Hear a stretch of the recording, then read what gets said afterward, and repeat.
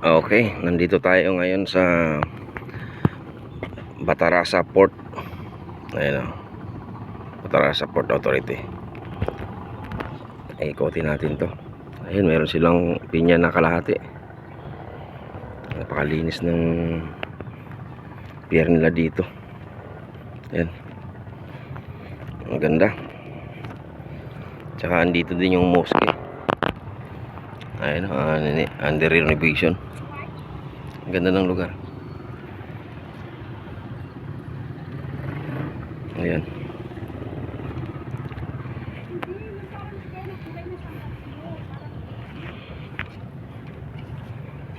Luok yung lugar, kaya wala ditong alod na umahampas kahit medyo masama ang panahon.